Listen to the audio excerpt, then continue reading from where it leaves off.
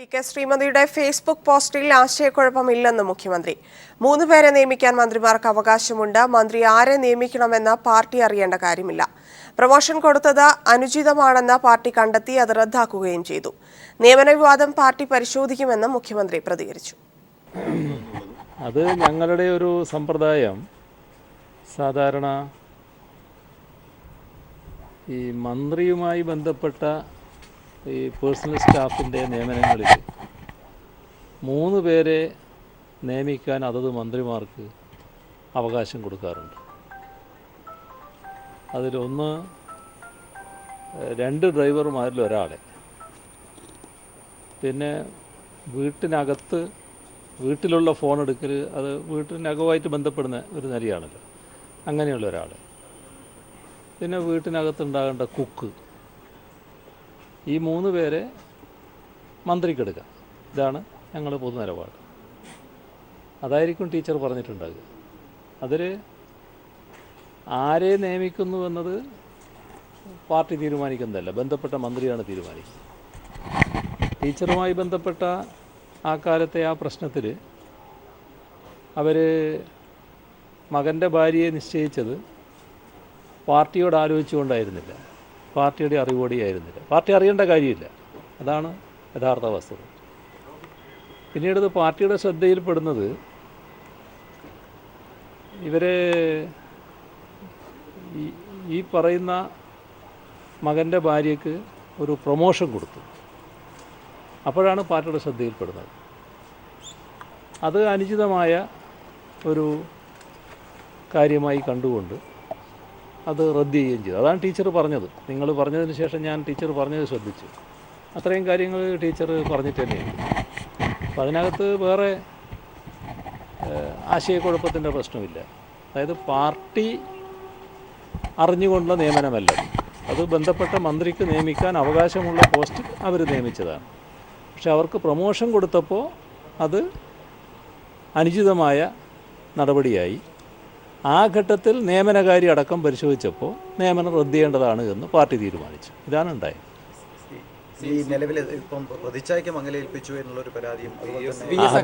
അത് UDFിൻ്റെ നേതാക്കന്മാർ പറയുന്ന കാര്യമാണല്ലോ.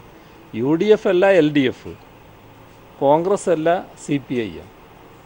ഒരു സംശയമില്ല, ഇപ്പോൾ ഉയർന്നു വന്ന പ്രശ്നങ്ങൾ ഗൗരവമുള്ള പ്രശ്നങ്ങളാണ്. ആ ഗൗരവമുള്ള പ്രശ്നങ്ങളാണ് എന്നുള്ളത് കൊണ്ട് തന്നെ ഞങ്ങൾ കൂട്ടായി ചർച്ച ചെയ്യും, ഉചിതമായ തീരുമാനം എടുക്കുകയും ചെയ്യും. മന്ത്രിയായിരിക്കെ മരുമകളെ മന്ത്രിമന്ദിരത്തിൽ നിയമിച്ചതിനെ ചൊല്ലിയുള്ള വിവാദങ്ങൾക്ക് വിശദീകരണവുമായി പി.കെ. ശ്രീമതി ടീച്ചറുടെ ഫേസ്ബുക്ക് പോസ്റ്റ്. മാധ്യമങ്ങളും BJP കോൺഗ്രസ് നേതാക്കളും ആരോപിക്കുന്നത് പോലെ മരുമകൾ പെൻഷൻ വാങ്ങുന്നില്ല, പെൻഷൻ അപേക്ഷിക്കുക പോലും ചെയ്തിട്ടില്ലെന്നും ശ്രീമതി ടീച്ചർ ഫേസ്ബുക്ക് പോസ്റ്റിലൂടെ വ്യക്തമാക്കി. അതേസമയം ബന്ധു നിയമനത്തിൽ കുറ്റക്കാർക്കെതിരെ അന്വേഷണം നടത്തി സർക്കാർ നടപടി സ്വീകരിക്കുമെന്ന് പ്രതീക്ഷിക്കുന്നതായി VS അച്യുതാനന്ദൻ പറഞ്ഞു. തന്റെ മരുമകളുടെ പേഴ്സണൽ സ്റ്റാഫ് നിയമനവുമായി ബന്ധപ്പെട്ട വിവാദമുയർന്ന പശ്ചാത്തലത്തിലാണ് വിശദീകരണവുമായി മുൻ മന്ത്രിയും MP-യുമായ പി.കെ. ശ്രീമതി ഫേസ്ബുക്കിൽ പോസ്റ്റിട്ടത്. പോസ്റ്റിൽ ശ്രീമതി പറയുന്നത് ഇങ്ങനെ: വിമർശനം പൂർണ്ണമായും ഉൾക്കൊണ്ടുകൊണ്ടുള്ള ഒരു പോസ്റ്റാണിത്. എങ്കിലും 10 കൊല്ലം മുമ്പ് നടന്നത് എന്താണെന്ന് വ്യക്തമാക്കണം എന്ന് എൻ്റെ മനസ്സ് പറയുന്നു. പാർട്ടിക്ക് പോറലേക്കാതിരിക്കാൻ അന്ന് ഞാൻ മൗനം ദീക്ഷിച്ചു. മന്ത്രിഭവനത്തിൽ 3 തസ്തികകളിലേക്ക് ആളുകളുടെ സ്വന്തം ഇഷ്ടപ്രകാരം അതാത് മന്ത്രിമാർക്ക് നിശ്ചയിക്കാമെന്ന് പാർട്ടി തീരുമാനം സെക്രട്ടറി അറിയിച്ചു. അനുവാദം വാങ്ങി ഞാൻ എൻ്റെ മകൻ്റെ ഭാര്യയെ നിശ്ചയിക്കുകയും ചെയ്തു. ബന്ധുക്കളെ മന്ത്രിമന്ദിരത്തിൽ നിശ്ചയിക്കുന്നത് ഒറ്റപ്പെട്ട സംഭവമായിരുന്നില്ല. ബിരുദധാരികളായവരെല്ലാം അപ്ഗ്രേഡ് ചെയ്യാൻ തീരുമാനിച്ചപ്പോൾ എൻ്റെ സ്റ്റാഫിലുള്ളവരെയും അപ്ഗ്രേഡ് ചെയ്തു. അതിൽ എൻ്റെ മകൻ്റെ ഭാര്യയെ ചേർത്തത് ശരിയായ നടപടിയായിരുന്നില്ല. എന്നാൽ മീഡിയ ശക്തമായ വിമർശനം എനിക്ക് നേരെ മാത്രം ഉയർത്തി. പാർട്ടിയുടെ നിർദ്ദേശമനുസരിച്ച് രാജിവെച്ചു. ഇപ്പോൾ മീഡിയയും BJP കോൺഗ്രസ് നേതാക്കളും ആരോപിക്കുന്നത് പോലെ എൻ്റെ മോൻ്റെ ഭാര്യ പെൻഷൻ വാങ്ങുന്നില്ല, പെൻഷന് അപേക്ഷിച്ചിട്ട് പോലുമില്ല എന്ന കാര്യവും വ്യക്തമാക്കുന്നു. അതേസമയം ബന്ധു നിയമന വിഷയത്തിൽ ഗൗരവമായ അന്വേഷണം വേണമെന്നും കുറ്റക്കാർക്കെതിരെ സർക്കാർ നടപടി സ്വീകരിക്കുമെന്ന് പ്രതീക്ഷിക്കുന്നതായും ഭരണപരിഷ്കാര കമ്മീഷൻ അധ്യക്ഷൻ VS അച്യുതാനന്ദൻ പറഞ്ഞു. ഗവൺമെൻറ് ഗൗരവമായി അന്വേഷിച്ച് കുറ്റവാളികൾക്ക് എതിരെ മാതൃകാപരമായ നടപടി സ്വീകരിക്കുമെന്ന് തന്നെയാണ് ഞാൻ കരുതുന്നത്. News bureau, Thiruvananthapuram. ആരോപണ വിധേയനായ ഇ പി ജയരാജനെ മന്ത്രിസഭയിൽ നിന്ന് പുറത്താക്കണമെന്ന് KPCC president V M Sudheeran. വിവാദ നിയമനം നഗ്നമായ അഴിമതിയെന്നും സുധീരൻ പറഞ്ഞു. ശാസനയോ പാർട്ടി പരിശോധനയോ അതൊന്നും ഇതിനകത്ത് ബാധകമല്ല. ഇത് ഭരണഘടനയെ വെല്ലുവിളിച്ചുകൊണ്ടുള്ള നടപടിയാണ്, അധികാര ദുർവിനിയോഗമാണ്, അക്ഷരാർത്ഥത്തിൽ ജനങ്ങളോടുള്ള ഒരു വെല്ലുവിളി എന്ന് തന്നെ വിശേഷിപ്പിക്കാവുന്ന കാര്യമാണ്. അതുകൊണ്ട് വ്യവസായ മന്ത്രി ഇ പി ജയരാജനെ തൽസ്ഥാനത്ത് നിന്നും പുറത്താക്കാൻ തയ്യാറാകണം. അതാണ് അഭികാമ്യമായിട്ടുള്ളത്. ഏതെങ്കിലും തരത്തിലുള്ള കുറുക്കു വഴിയിലൂടെ ഈ സ്ഥാനത്ത് അദ്ദേഹത്തെ നിലനിർത്താൻ ആര് ശ്രമിച്ചാലും അത് ആരും അംഗീകരിക്കില്ല, പൊതുസമൂഹം അതിനെ അംഗീകരിക്കില്ല. ഇ പി ജയരാജനെതിരെ അഴിമതി നിരോധന നിയമപ്രകാരം നടപടിയെടുക്കണമെന്ന് പ്രതിപക്ഷ നേതാവ് രമേശ് ചെന്നിത്തല. ജയരാജനെതിരായ നടപടി ശാസനയിൽ ഒതുക്കിയ മുഖ്യമന്ത്രി ജനങ്ങളുടെ കണ്ണിൽ പൊടിയിടാൻ ശ്രമിക്കുന്നെന്നും ചെന്നിത്തല ആരോപിച്ചു. ഞാൻ വിശ്വസിക്കുന്നില്ല. ഇത് പാർട്ടി അറിഞ്ഞ് മുഖ്യമന്ത്രി അറിഞ്ഞ് നടത്തിയിട്ടുള്ള ഒരു വലിയ അഴിമതിയാണ്, സ്വജനപക്ഷപാതമാണ്. അതാണ് ഞാൻ നേരത്തെ പറഞ്ഞ മുഖ്യമന്ത്രി ഇക്കാര്യത്തിൽ വിശുദ്ധനാകാൻ ശ്രമിക്കേണ്ട, പാർട്ടി സെക്രട്ടറി വിശുദ്ധനാകാൻ ശ്രമിക്കേണ്ട. ഇത് കേരളത്തിലെ ജനങ്ങളോട്. വാർത്തകളിലേക്ക്. ഇന്ത്യൻ സൈന്യം മുൻപും നിയന്ത്രണ രേഖ കടന്ന് മിന്നലാക്രമണം നടത്തിയിരുന്നുവെന്ന് മുൻ മേജർ ജനറൽ വെളിപ്പെടുത്തി. 3 പാകിസ്ഥാൻ പോസ്റ്റുകൾക്ക് നേർക്ക് നടത്തിയ ആക്രമണത്തിൽ 8 പാക് സൈനികരെ വധിച്ചതായും മേജർ വ്യക്തമാക്കി. ദി ഹിന്ദു ദിനപത്രത്തിന് നൽകിയ അഭിമുഖത്തിലായിരുന്നു റിട്ടയർഡ് ജനറൽ SK ചക്രവർത്തിയുടെ വെളിപ്പെടുത്തൽ. അതിർത്തി കടന്ന് ഇന്ത്യൻ സൈന്യം മുൻപും മിന്നലാക്രമണം നടത്തിയിരുന്നതായാണ് മുൻ മേജർ ജനറൽ SK ചക്രവർത്തി വെളിപ്പെടുത്തിയത്. 2011 ഓഗസ്റ്റ് 30 ഈ സർജിക്കൽ സ്ട്രൈക്ക് എന്നും ദ ഹിന്ദു ദിനപത്രത്തിന് നൽകിയ അഭിമുഖത്തിൽ റിട്ടയർഡ് ജനറൽ വെളിപ്പെടുത്തി. പാക് സൈന്യം ഇന്ത്യൻ സൈനിക പോസ്റ്റുകൾക്ക് നേരെ നടത്തിയ ആക്രമണത്തിന്റെ തിരിച്ചടിയായിരുന്നു ഇന്ത്യയുടെ മിന്നലാക്രമണം.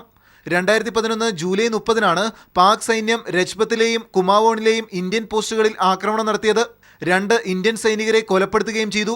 ഹവിൽദാർ ജയ്പാൽ സിംഗ്, ലാൻസ് നായിക് ദേവേന്ദർ സിംഗ് എന്നീ 2 ഇന്ത്യൻ സൈനികരുടെ തല അറുത്തുമാണ് പാകിസ്ഥാൻ തിരികെ പോയത്. ഇതിന് തിരിച്ചടിയായാണ് 1 മാസത്തിനു ശേഷം ഓഗസ്റ്റ് 30 3 പാകിസ്ഥാൻ സൈനിക പോസ്റ്റുകളിൽ ഇന്ത്യ ആക്രമണം നടത്തിയത്. പോലീസ് ചൌക്കി, ഹിഫാസത്ത്, ലാഷ്ഡത്ത് എന്നീ 3 പാക് പോസ്റ്റുകൾ ലക്ഷ്യമാക്കി ഓഗസ്റ്റ് 29 തന്നെ നിയന്ത്രണ രേഖയിൽ ഇന്ത്യൻ സൈന്യം തമ്പടിച്ചു. പാരാ കമാൻഡോ അടക്കം 25 സൈനികരാണ് ഓപ്പറേഷൻ ജിഞ്ചർ എന്ന മിന്നലാക്രമണം നടത്തിയത്. 2 സംഘമായി തിരിഞ്ഞായിരുന്നു മിന്നലാക്രമണം നടത്തിയത്. ഒരു സംഘം പുലർച്ചെ 4 മണിയോടെ തന്നെ പാക് പോസ്റ്റിൽ കുഴിബോംബുകൾ സ്ഥാപിച്ചു. 7 മണിയോടെ പാകിസ്ഥാൻ ജൂനിയർ കമ്മീഷൻഡ് ഓഫീസർ അടക്കം 4 പാക് സൈനികർ എത്തി. തുടർന്ന് ഇന്ത്യൻ സേന കുഴിബോംബ് സ്ഫോടനം നടത്തി ഇവരെ വധിച്ചു. മറ്റൊരു സംഘം 2 പാക് പോസ്റ്റുകളിൽ കൂടി ആക്രമണം നടത്തി 8 പാക് സൈനികരെ വധിച്ചു. 2 പാക് സൈനികരുടെ തലയുമായാണ് ഇന്ത്യൻ സേന നിയന്ത്രണരേഖ കടന്ന് തിരികെ എത്തിയതെന്നും മേജർ ജനറൽ SK ചക്രവർത്തി വ്യക്തമാക്കി. News bureau, Delhi. IS ബന്ധം ആരോപിച്ച് കസ്റ്റഡിയിലെടുത്ത സുബ്ഹാനിയുടെ വീട്ടിൽ NIA സംഘം തെളിവെടുത്തു. സുബ്ഹാനിയെ തറവാട്ടിലെത്തിച്ചാണ് തെളിവെടുപ്പ് നടത്തിയത്. കഴിഞ്ഞ ദിവസം കോയമ്പത്തൂരിൽ നിന്നാണ് സുബ്ഹാനിയെ കസ്റ്റഡിയിലെടുത്തത്. IS ബന്ധത്തെ തുടർന്ന് കോയമ്പത്തൂരിൽ നിന്നും NIA കസ്റ്റഡിയിലെടുത്ത ഇടുക്കി തൊടുപുഴ സ്വദേശി സുബ്ഹാനിയെ തൊടുപുഴയിലെ കുടുംബ വീട്ടിലെത്തിച്ച് തെളിവെടുപ്പ് നടത്തി.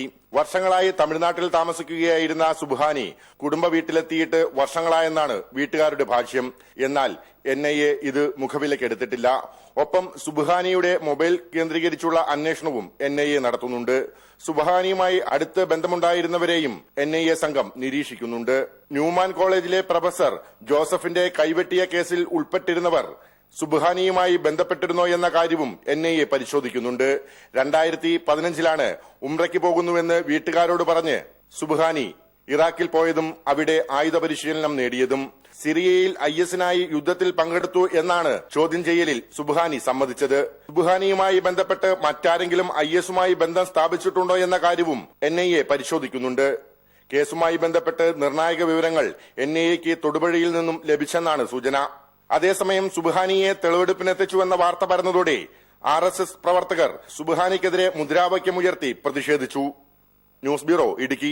വാർത്തകളിലേക്ക്. കേരള സർവകലാശാലയിൽ VC-യുടെ വർണ്ണവിവേചനം. വിവിധ ആവശ്യങ്ങൾ ഉന്നയിച്ച് സമരം ചെയ്ത ദളിത് ഗവേഷക വിദ്യാർത്ഥികളെ സസ്പെൻഡ് ചെയ്തു. സസ്പെൻഡ് ചെയ്യപ്പെട്ടവർക്ക് ഭക്ഷണമോ ഹോസ്റ്റലോ നൽകരുതെന്നും VC ഉത്തരവിട്ടു. 90കളുടെ തുടക്കത്തിൽ JB വിളനിലമെന്ന VC-ക്കെതിരെ വിദ്യാർത്ഥികൾ ഉയർത്തിയ പ്രതിഷേധത്തിന് ശേഷം നീണ്ട വർഷങ്ങൾക്കപ്പുറത്ത് സർവകലാശാല പരിസരം ഒരിക്കൽ കൂടി സമരമുഖരിതമാകുകയാണ്. കഴിഞ്ഞ 11 ദിവസമായി കേരള സർവകലാശാലയ്ക്ക് കീഴിലുള്ള കാര്യവട്ടം ക്യാമ്പസിൽ ഗവേഷക വിദ്യാർത്ഥികൾ രാപ്പകൽ സമരം ആരംഭിച്ചിട്ട് ദളിതരായ 4 വിദ്യാർത്ഥികളടക്കം 6 ഗവേഷക വിദ്യാർത്ഥികളെ വൈസ് ചാൻസലർ സസ്പെൻഡ് ചെയ്തിട്ട് മാസം 2 തികയുന്നു. പുറത്താക്കപ്പെട്ട വിദ്യാർത്ഥികൾക്ക് ഭക്ഷണവും ഹോസ്റ്റൽ സൗകര്യവും സർവകലാശാല നിഷേധിച്ചിരിക്കുകയാണ്. ലൈബ്രറിയിൽ പേപ്പർ വായിക്കാൻ പോലും ഇവരെ കയറ്റരുതെന്നാണ് വൈസ് ചാൻസലറുടെ തിട്ടൂരം. VC ഊരുവിലക്കിയ ഇവർ ഇപ്പോൾ സമരപ്പന്തലിലാണ് കിടപ്പ്. VCക്കെതിരെ പോസ്റ്റർ ഒട്ടിച്ചതിനാണ് ഒരു വിദ്യാർത്ഥിയെ പുറത്താക്കിയത്. ഒട്ടിച്ച പോസ്റ്റർ കീറിക്കളഞ്ഞില്ല എന്ന പേരിൽ സെക്യൂരിറ്റിക്കും കിട്ടി വൈസ് ചാൻസലറുടെ വക മെമ്മോ. അന്യായമായ ഫീസ് വർധനവടക്കം ഗവേഷക മേഖലയിലെ പ്രശ്നങ്ങൾ സംസാരിക്കാനെത്തിയ തങ്ങളെ പോലീസിനെ കൊണ്ട് അറസ്റ്റ് ചെയ്യിപ്പിച്ച ശേഷം VC സസ്പെൻഡ് ചെയ്യുകയായിരുന്നു എന്ന് ഗവേഷക വിദ്യാർത്ഥിയും സെനറ്റ് അംഗവുമായ മനേഷ് പറഞ്ഞു. ഞങ്ങൾ ഗവേഷക രംഗത്തെ വിഷയം സർവകലാശാല വൈസ് ചാൻസലർ പറയുമ്പോൾ അദ്ദേഹം ഈ വിഷയങ്ങളൊന്നും പരിഹരിക്കാൻ ഇതുവരെ തയ്യാറാവുന്നില്ല. ഞങ്ങൾ കഴിഞ്ഞ 10 ദിവസമായി ഇവിടെ അനിശ്ചിതകാല സമരം തുടങ്ങിയിരിക്കുകയാണ്. രാത്രിയിലും പകലുമായി ഞങ്ങളിവിടെ കിടക്കുകയാണ്. പക്ഷേ ഞങ്ങൾ നടത്തുക ഈ സമരത്തിനോട് പോലും അദ്ദേഹം മുഖം തിരിച്ച് നിൽക്കുന്ന നിലപാടല്ല സ്വീകരിച്ചിരിക്കുന്നത്. ഞങ്ങളോട് ഒരു ചർച്ചയ്ക്ക് പോലും വൈസ് ചാൻസലർ ഇത്രയും ദിവസമായിട്ടും തയ്യാറായിട്ടില്ലെന്നുള്ളതാണ് ഏറ്റവും അതിശക്തം നമുക്ക് തോന്നുന്നത്. സർവകലാശാല ക്യാമ്പസിൽ വൈസ് ചാൻസലറുടെ നേതൃത്വത്തിൽ നടക്കുന്ന അപ്രഖ്യാപിത അടിയന്തരാവസ്ഥയ്ക്കെതിരെ ബ്ലാക്ക് സ്പ്രിംഗ് എന്ന പേരിൽ SFI കഴിഞ്ഞ 11 ദിവസമായി രാപ്പകൽ സമരത്തിലാണ്.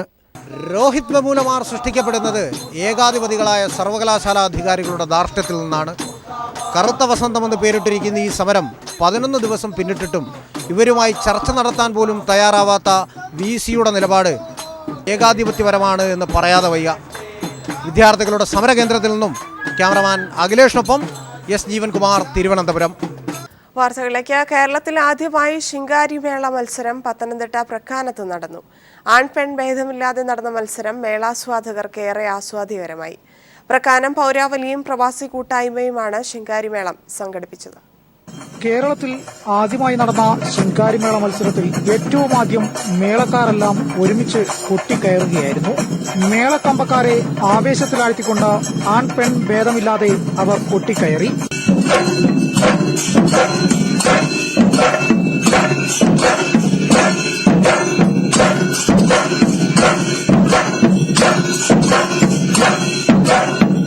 പ്രക്കാനം ഫ്ലഡ് ലൈറ്റ് സ്റ്റേഡിയത്തിന് ചുറ്റും നിന്ന കാണികളെല്ലാം തന്നെ ഇതോടെ ആവേശത്തിലായി.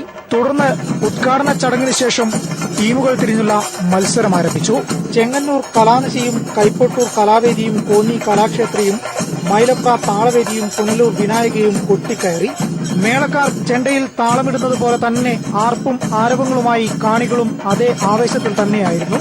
40 മിനിറ്റ് വീതമായിരുന്നു ഓരോ ടീമിനും അനുവദിച്ചിരുന്നത്. രാത്രി ഏറെ വൈകിയും മത്സരം നീണ്ടു. പ്രക്കാനം പൗരാവലിയുടെയും നാട്ടിലെ പ്രവാസികളുടെയും സംയുക്താഭിമുഖ്യത്തിലായിരുന്നു മത്സരം സംഘടിപ്പിച്ചത്. കേരളത്തിൽ ആദ്യമായി ഒരു ശിങ്കാരിമേള മത്സരം സംഘടിപ്പിച്ചിരിക്കുകയാണ്. ഇവിടുത്തെ കുറേ ചെറുപ്പക്കാരുടെ സംഘടനയായ പ്രക്കാനം പൗരാവലി എന്ന പേരിൽ അറിയപ്പെടുന്ന ഒരു സംഘടനയും പ്രക്കാനത്തിന്റെ സാംസ്കാരിക പ്രവർത്തനങ്ങളിൽ എപ്പോഴും സജീവ സാന്നിധ്യമായി മാറുന്ന പ്രവാസികൾ ചേർന്ന് പ്രക്കാന നിവാസികളുടെ എല്ലാം സഹായത്തോടെ സംഘടിപ്പിക്കുന്ന ശിങ്കാരിമേള മത്സരമാണ് ഇന്ന് ഇവിടെ അരങ്ങേറുന്നത്. മത്സരത്തിന്റെ വിജയപരാജയങ്ങൾക്കപ്പുറം മേളക്കമ്പക്കാർക്ക് മേളക്കൊഴുപ്പിന്റെ മറ്റൊരു തലം നൽകുകയായിരുന്നു ശിങ്കാരിമേള മത്സരം. ഇതോടെ കേരളത്തിൽ ആദ്യമായി ശിങ്കാരിമേള മത്സരത്തിന് തുടക്കമിട്ട ഗ്രാമം എന്ന പേര് പ്രക്കാനത്തിന് സ്വന്തമായി. News bureau, Pathanamthitta.